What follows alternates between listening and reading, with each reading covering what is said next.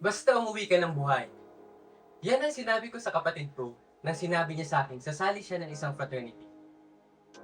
Dahil katulad ng maraming Pilipino, dalawang bagay lang ang pumapasok sa isip ko pag sinabing fraternity. Una, hazing. Pangalawa, frat wars. Kaya hindi talaga ako interesado. Ang hindi ko alam, makaraan ng ilang linggo, ako rin pala ang sasali.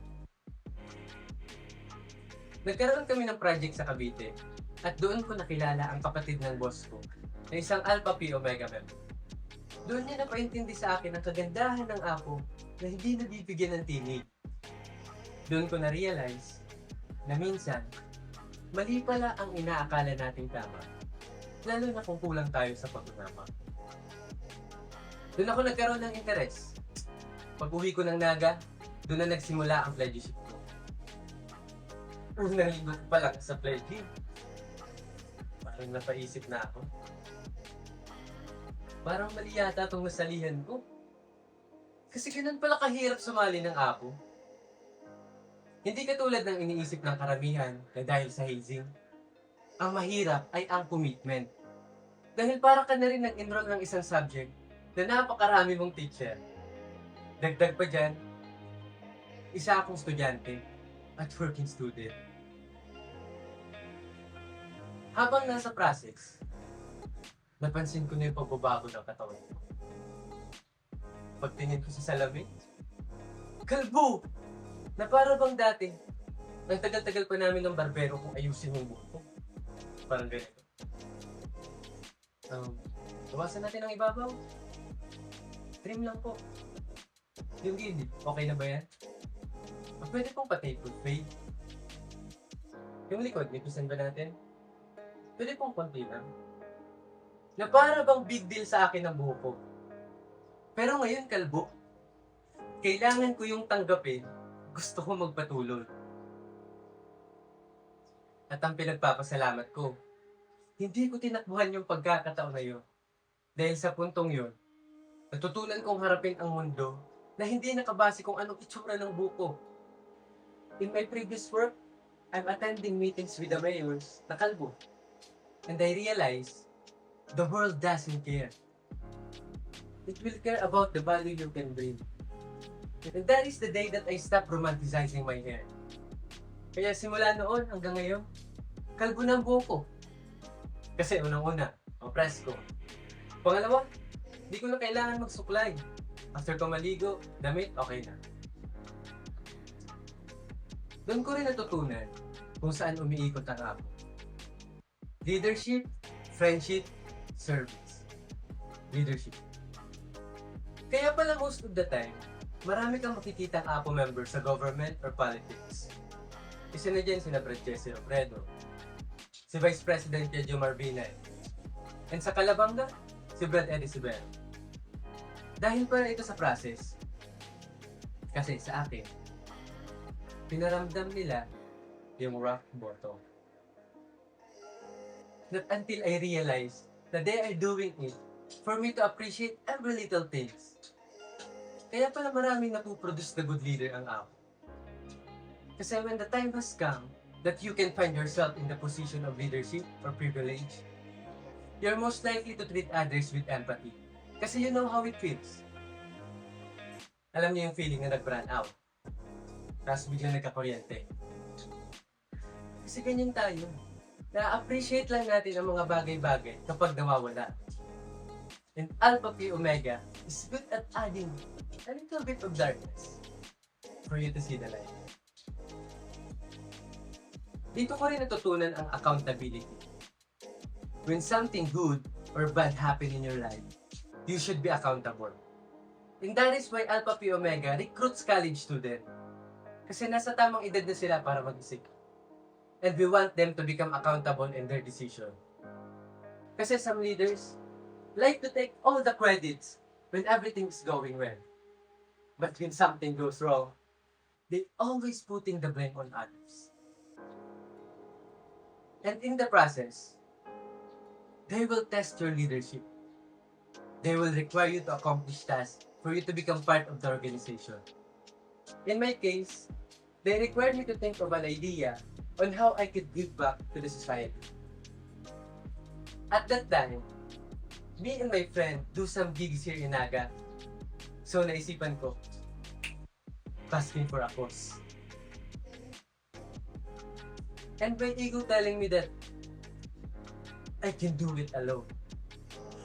But mali pala ako. Kasi natutunan ko, no one will achieve big things alone. Kasi isipin nyo, kahit si Manny Pacquiao na mag-isang sasabak sa ring, kailangan si Coach Freddy Roach, si Coach Buboy. And dito na papasok yung friendship. I realized that choosing your circle is important.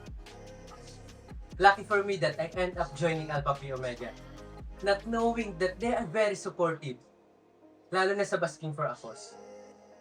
And especially my talented friends that make that event possible. Kasi kung ako lang, di siya magiging posible. At doon ko rin natutunan pala yung saying na, your network is your net worth. APO member is everywhere. In construction, legal, government, healthcare, businesses, and many other industries. And they're often willing to help you if they can. But in every relationship, whether romantic or friendship, there's always an exchange of value. So kailangan mo rin mag-isip kung paano ka mag-add ng value sa kanila. And one good thing about apo-to-apo relationship, it is very easy to connect because of the process we have shared. Kasi we all know that no matter how good you are at what you do, it still depends on the connection you build and the hand you shake. Kasi in reality, we need teams. And everything is easier when you have someone to call. Isa pa sa na-adapt ko sa Apo ay yung hospitality. When you visit Apo member house, they are all hospitable. Tatanungin ka nila, Tol, kape. Kumain ka na? At hindi ka nila hayaan dyan mag-isa. Before, I would say, na introvert ako. But the brand that handle my pledgeship will force me to accommodate our visiting brother and sister from different part of Bicol region, back when there is an event here in Naga. And it is our responsibility to accommodate them because they traveled all the way here to Naga.